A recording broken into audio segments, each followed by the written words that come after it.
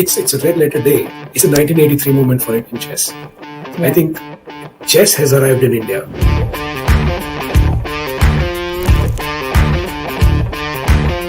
Hello everybody, such a great time to be talking to Sameer Pathak. Sameer is the CEO of Tech Mahindra Global Chess League. Sameer, welcome to the bridge. Thank you for having me, Arshi. Sameer, it's such a fabulous time to be talking about chess, right? Yeah, the stars have aligned, Arshi. The stars have aligned. This is phenomenal. It's the time for chess, Olympiad, Global Chess League, and then World Championship. Back-to-back 3 months of superpowers, super exciting, amazing chess. Talking about India's win at the Chess Olympiad 2024. So what do you think about India's historic win at the recently concluded Chess Olympiad with 4 Indians winning individual golds? Arshi, I was there in Budapest. I met all these players. I think the win is not just, this win is just not a win, Arshi. The sheer dominance of this win, absolute dominance. Out of the 44 games that the Open team played, the men's team in Open, we lost only one game. Only one out of 44. Sheer dominance. That we also won individual golds with Gukesh and others. So it was not, it's an emphatic win. And on the women's side, we always believe that men have had a very good run in chess. Look at where we have with Divya Deshmukh and Vantika. I think it's a red letter day. I think from the other side perspective, I keep saying it's a 1983 moment for Indian chess.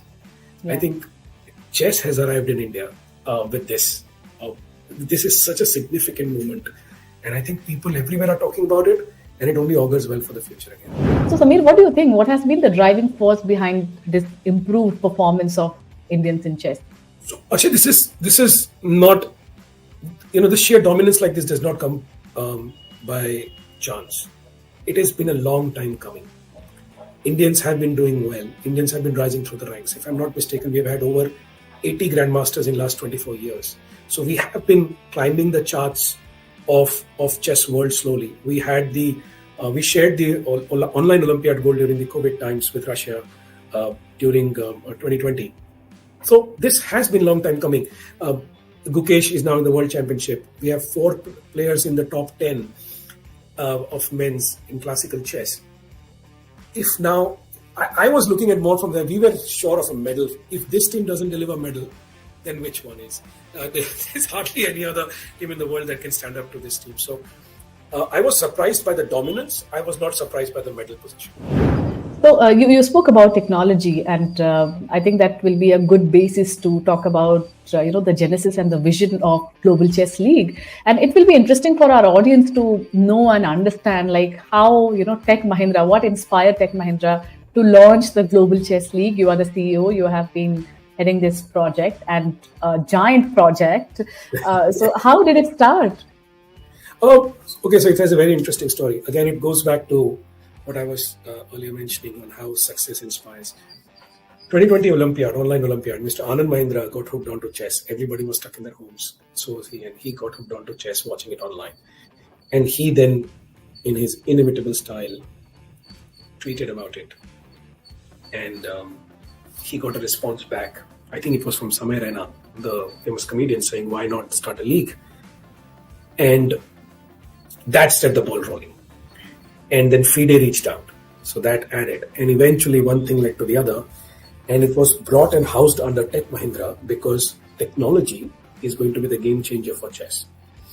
And it has been the game changer in the past and will continue to be the game changer in chess in the future as well. And that's how this project came into being under the auspices of Tech Mahindra. And Mr. Anand Mahindra continues to follow. I'm sure people who follow him on his Twitter account or X account, as we know it now, see that he continues to write about chess and talk about chess. So that was the story, and I joined eventually, and worked together with a small team. So, how would you define, if you can, the vision of the Global Chess League? Let me frame this in 2 parts. So, one is what is Global Chess League, and then what is the vision. So, Global Chess League is for Indian audience, it's like IPL of chess, and for international audience, it's NBA or English Premier League of chess. So, in a sense, it's that. It's a franchise-based chess tournament where international players come and play. The only feature which is distinct from IPL or an NBA is it's a global at its heart. By the way, no player or no nationality is guaranteed to be in the Global Chess League. You have to be in the top 30 or 35 players mostly to qualify to play in the Global Chess League. Now, you have lots of Indians there, so it always helps. But that's the genesis. It's the Global Chess League is created as a tournament or as a league that is fan friendly or puts fan first. Our understanding was that there are millions and millions, or maybe hundreds of millions. One of the study by FIDE said there are 600 million people in the world who have either played chess or have had are exposed to chess or no chess games. Now we don't see that in any other number that you see. There's no the audience. There are people who play but they don't view. They don't enjoy. There are not enough opportunities for them to enjoy. Sometimes you see some videos hitting 90 million, 100 million mark, but they are few and far in between. So compared to the popularity, so our study and our understanding that we went out to fans and spoke was, chess is extremely popular to play with, but there's not enough chess to watch and enjoy, especially for the fan that is a casual chess player. That was the genesis. Can we create a fan-first chess event or a chess tournament that then can be the engine to bring in a whole new perspective in chess? And because league is something that is the primary driver of sport around the world. So why FIFA does take place is the English Premier League or the La Liga or the other leagues around the world in football and IPL and in cricket and basketball, NBA or MLB in baseball. Leagues are the primary driver of the sport. So we believe that there is an opportunity. While there are small leagues, Spanish league, there is a Bundesliga in chess, and there's Italian league, but none of them are in professional grade at the highest level.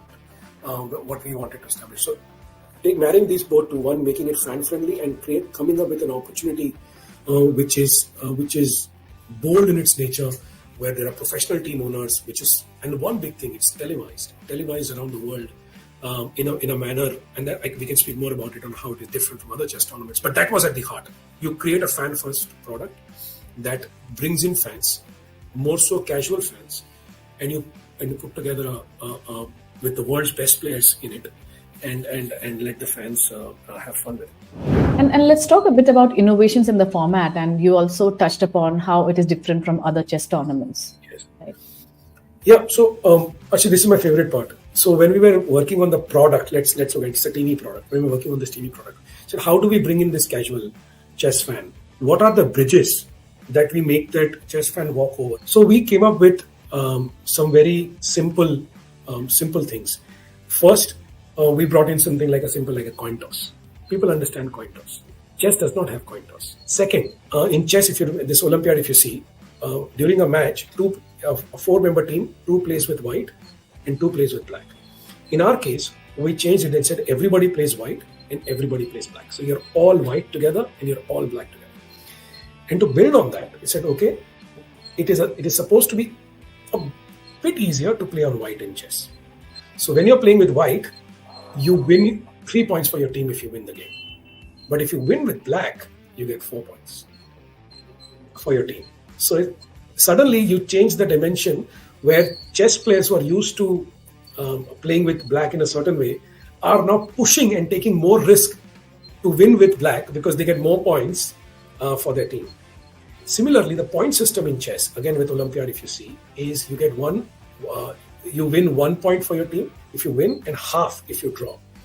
And that aggregate is what it separates. In our case, if the team wins, so example, team A plays team B, and team A has won 2 matches, team B has won 2 matches, team B is on black, and 2 are draw, so 6 points. Because team A has won with white, they get 6 points, 3 for each, and then 2 draw, that's 8. Team B has won with black, so they have won 2 games with black, so they get 8 points because they won with black, and 2 draw, so they win the match 10-8. And because they won the match, they make 3 points for their team, unlike what you see. It is from English Premier League or other sporting leagues around the world that if you win, you get 3 points. If you draw, it's 1. So teams go all out to win. Players go all out to win. Even if they're faced with a black pieces situation, they go all out to win. And that's what we've been trying to do. So if you don't understand anything or don't understand the complex chess moves, you will understand these things, which are small things that we have brought in. So, Sameer, you spoke about the role of technology, and who better than Tech Mahindra, right? So, help our audience understand, how Tech Mahindra has leveraged technology to grow and promote the league, and also if you can touch a bit upon artificial intelligence, if you are using, how you are using it. So you're preempting some things that we are going to announce very soon. So I'm going to restrain myself from answering a big part of your question, but let me just answer it in broad terms. Bringing technology for an exceptional fan experience is what we are building. Last year we had a metaverse which had, if I'm correctly remembering, it had more than 270,000 visitors. It's probably the biggest metaverse visits of any sporting metaverse in the world. I was told this. I don't have exact data right now, but it was extremely popular, to say the least. So we are bringing in those kind of experiences to fans, as simple as a metaverse, as simple as a fan engagement. Currently, chess is missing a big part of this, and soon you will hear us making announcements in what we are doing for season 2. I think it's lined up for the next few days. I see so much of optimism along with a very pragmatic approach.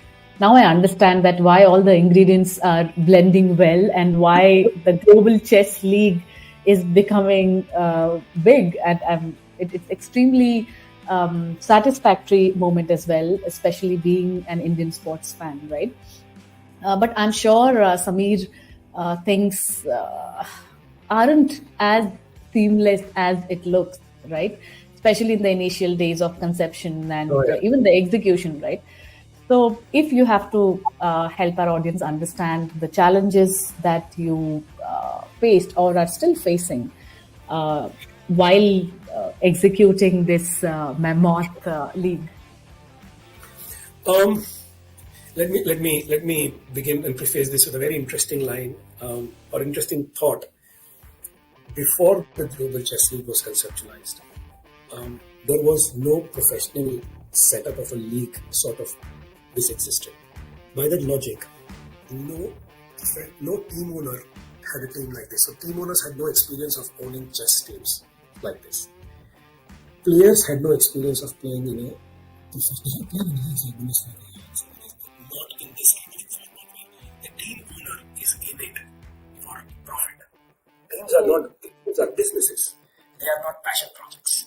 So, for the first time, these teams that have been owned or invested in by team owners are in it for a business reason. Players are playing for the first time for team owners who are in it to build it as a business. When we started Global Chess League, there was only one person who had ever worked in chess in my team. Most of the people had not worked in chess. Almost anybody had worked, nobody worked in chess. Television production had never happened on the scale that we did. So there was no production crew who had ever worked in chess before. Broadcasters had never shown chess before. So now you take that none of this had happened. So there has been some chess on some television. Norway has been a game changer in terms of chess on TV. But except for Norway and a little bit in Russia and maybe some smaller here and there, chess had never been on TV before. So you take all of this that there has never been on TV before, the team owners, that is where the whole, that is where we all started. So, Sameer, let's talk a little bit about, initially we touched upon the diversity, right? So if you can, if you have any important anecdote to share on the inclusivity and the diversity in chess. Absolutely. Let me begin by talking about Global Chess League. It is one of the only top level sporting leagues of the world where men and women play on the same team. All other sports have two separate leagues. In our case, and this comes right down from the Mahindra Group's core ethos on inclusivity, that men and women will play on the same team. And I think that is phenomenal. Chess does not suffer from the problems of inclusivity. Thankfully, it's one of the most beautiful games in the world where everybody is equal. In fact, chess is played by inclusivity, not just from gender perspective, even from the perspective of physical disability. Chess has been an amazing level up. So chess has that ability to cut across age, gender, any other distinction that you might want to draw.